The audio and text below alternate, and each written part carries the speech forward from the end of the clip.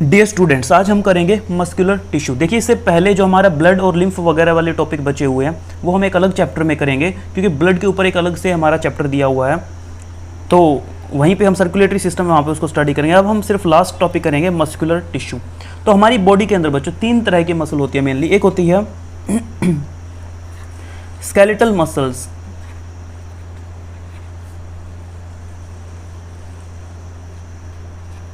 दूसरी होती है स्मूथ मसल,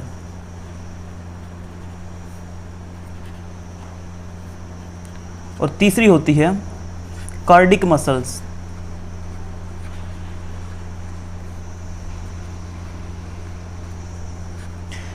बिल्कुल सीधी सी भाषा में बात की जाए तो स्केलेटल मसल वो होती है जो हमारे स्केलेटन सिस्टम से जुड़ी होती है।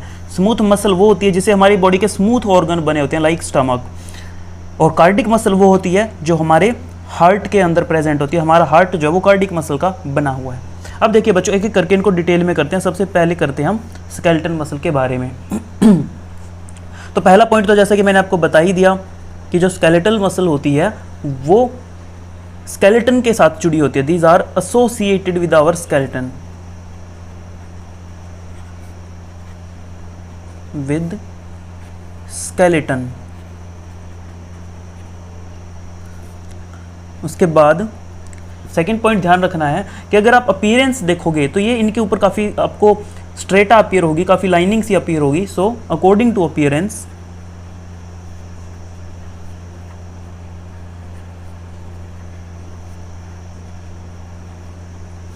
they are striated muscles।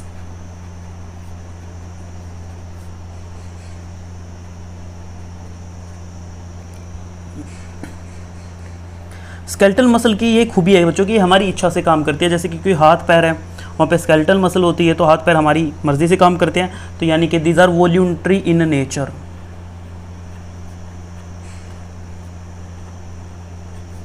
Voluntary का मतलब होता है जो हमारी इच्छा से काम करती है, वॉल्यूंटरी इन नेचर।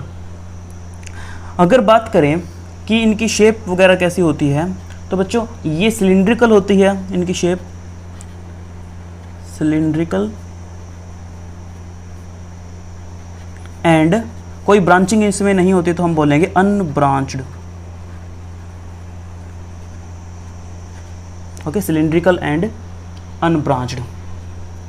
उसके बाद देखिए इसका एक छोटा सा डायग्राम बनाता हूँ मैं। हमने बोला भाई सिलिंड्रिकल होती है, तो देखिए सिलिंड्रिकल बना देते हैं।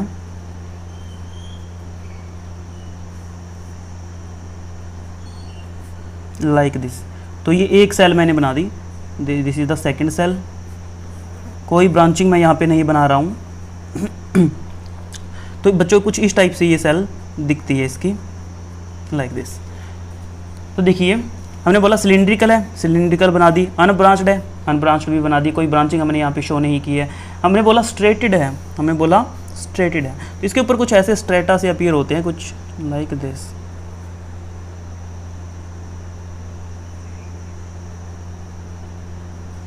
जगह जगह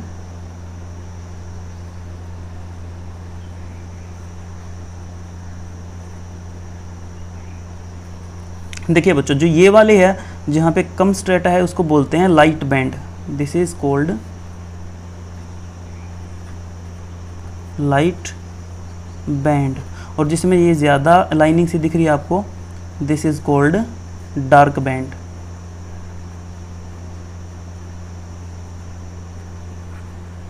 उसके बाद इनके अंदर एक सेल के अंदर बहुत ज़्यादा न्यूक्लियस होते हैं। तो देखिए, और जो न्यूक्लियस होते हैं वो वॉल की तरफ होते हैं, सो पेरीफ्री पे होते हैं। देखिए these R nucleus.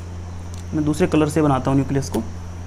These R nucleus जो पेरीफ्री की तरफ है। Many nucleus. देखिए दीज आर न्यूक्लियस, और यू कैन से न्यूक्लियाई, क्योंकि एक से ज़्यादा है सो न्यूक्लियाई। ठीक है, तो न्यूक्लियस के बेसिस पे दीज आर, एक पॉइंट और लिखते हैं, these are multi nucleated.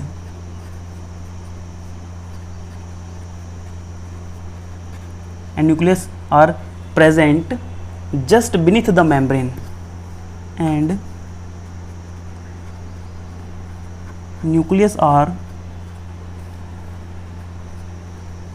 present just beneath the plasma membrane और सेल मेम्ब्रेन। अब एक और बात है कि यहाँ पे जो प्लाज्मा मेम्ब्रेन होती है, उस प्लाज्मा मेम्ब्रेन को भी हम एक नया नाम देते हैं, हम उसको बोलते हैं सर्कोलीमा। देखिए, this is the plasma membrane.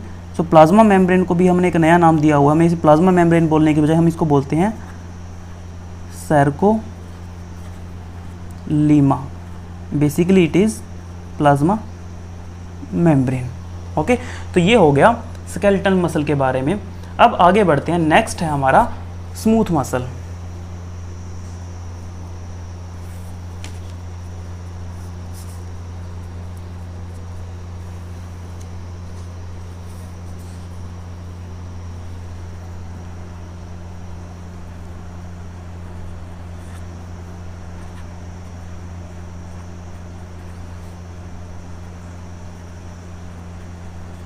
बच्चों, स्मूथ मसल को एक और नाम है, जैसा कि नाम से ही पता चला, स्मूथ मसल यानी कि जो स्मूथ ऑर्गन होते हैं, जो सॉफ्ट ऑर्गन्स होते हैं, वहाँ पे ये पाई जाती है। इनको विसरल मसल्स भी बोलते हैं। विसरल मसल्स क्यों बोलते हैं? क्योंकि विसरा का मतलब होता है मुख्य अंग, मुख्य ऑर्गन। तो क्योंकि ये जो मेजर ऑर्गन है वहाँ पे ये पाई जाती है, जैसे कि स्टमक है, इंटेस्टाइन है, ब्लड वेसल्स है, तो इसीलिए इसको विसरल मसल बोलते हैं। अब इसका ये कुछ फर्स्ट तो पॉइंट मैंने आपको बता ही दिया, it is found in the lining of visceral organs. मैं लिख देता हूँ यहाँ पे, it is found in the lining of, lining का मतलब परत, कवरिंग, विसरल ऑर्गन्स।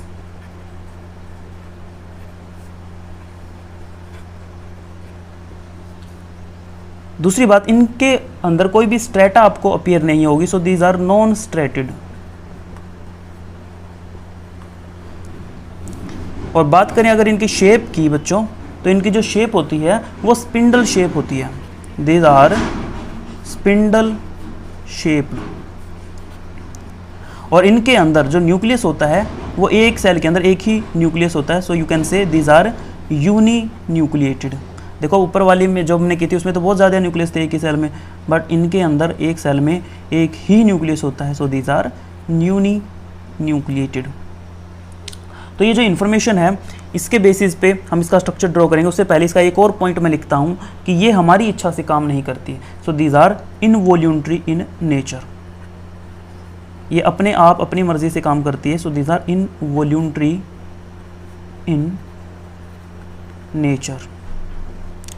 ये पॉइंट्स आपको ध्यान रखने। अब इस इन्फॉर्मेशन के बेसिस पे इसका डायग्राम बनाते हैं। सो देखिए, हमने बोला कि स्पिंडल शेप की होती है, तो देखो स्पिंडल शेप बनाते हैं। ये कुछ ऐसी दिखती है,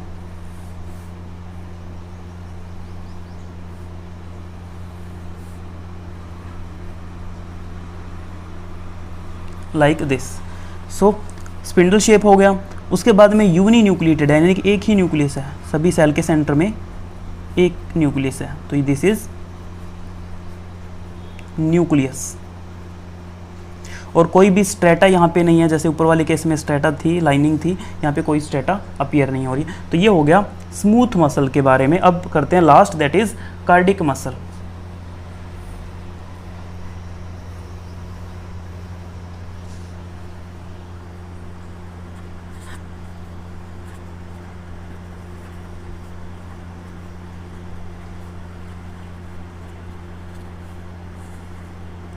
कार्डिक मसल जो होती है बच्चों, ये हमारी हार्ट की वॉल्स के अंदर पाई जाती है।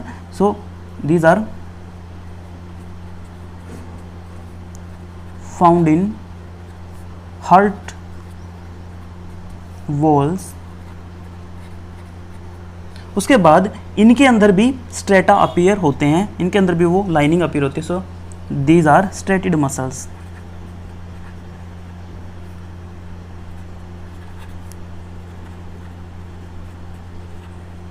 ओके, ये हमारी इच्छा से काम नहीं करती है, ना ही स्मूथ मसल हमारी इच्छा से काम करती है, ना ही कार्डिक मसल। अब देखो भाई, क्या आप अपने हार्ट को अपनी मर्जी से कंट्रोल कर सकते हो, नहीं कर सकते ना, तो ये नो आप बोल सकते हो नॉन वॉल्यूंट्री है या इनवॉल्यूंट्री है, इनवॉल्यूंट्री, यानी कि हमारी इच्छा से काम नहीं करती है। अगर बात करें बच्चों इनकी शेप की, तो ये दीज आर लॉन्ग सिलिंड्रिकल, पहली बात ये सिलिंड्रिकल होती है, और दूसरी बात ये ब्रांच्ड होती है। सिर्फ कार्डिक मसल ही ऐसी होती है बच्चों जो ब्रांच्ड होती है, स्मूथ मसल भी ब्रांच्ड नहीं थी, स्केलेटल मसल भी ब्रांच्ड नहीं थी, सिर्फ कार्डिक मसल है ये ब्रांच्ड होती है। तो देखिए डायग्राम अगर मैं इसका बना के दिखाऊं आपको, तो ये कुछ ऐसा अपीयर होगा, यहाँ पे बनाते हैं।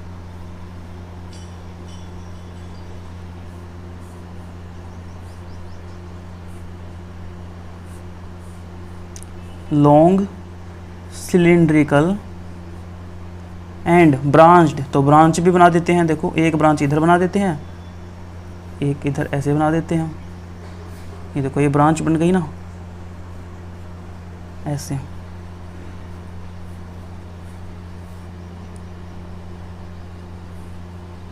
Like this, so these are branched. बात करें अगर इनके न्यूक्लियस की, तो इनमें जो न्यूक्लियस होता है वो है तो कम एक ही, बट पेरीफ्री की तरफ है, सो दिस इज न्यूक्लियस। अब बात करें इनके अंदर बैंड की, तो इनके अंदर भी वही वैसी बैंड होती है जो लाइट और डार्क बैंड होती है, so these are you can say dark band and these are light band. तो सभी सेल्स में है dark, this is light, this is dark band, let me write this is dark band, this is light band। Actual में इनका function क्या होता है बच्चों, लाइट बैंड का, डार्क बैंड का, ये क्या करती है मसल्स को कॉन्ट्रैक्शन में हेल्प करती है। जब हम मसल कॉन्ट्रैक्शन वाला चैप्टर करेंगे वहाँ पे मैं आपको डिटेल में कराऊंगा कि लाइट बैंड कौन से प्रोटीन की बनी होती है, कैसे फंक्शन करती है, कैसे मसल कॉन्ट्रैक्शन में हेल्प करती है, वहाँ पे हम डिटेल में करेंगे। अभी आपको बस इतना ही ध्यान रखना है। अब देखिए इनके अंदर एक और चीज़ होती है बच्चों, एक होता है इनके अंदर इंटरकैलेटेड डिस्क बीच बीच में, लाइक दिस।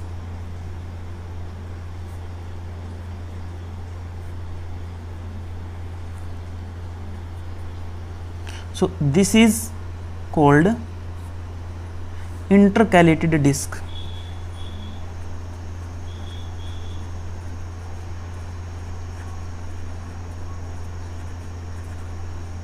प्यारे बच्चों इंटरकैलेटेड डिस्क का फंक्शन क्या होता है, देखो इंटरकैलेटेड डिस्क क्या करती है, दो सेल्स को आपस में कम्युनिकेट करने में हेल्प करती है। सो ये जो इंटरकैलेटेड डिस्क है, पहली बात तो ये जिग जैग लाइन होती है एक तरह की, this is a zigzag line, पहली बात।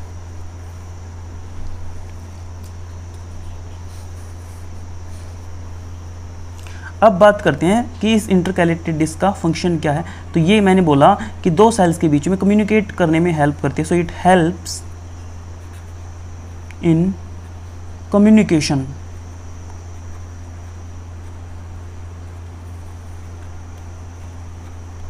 Between two sales.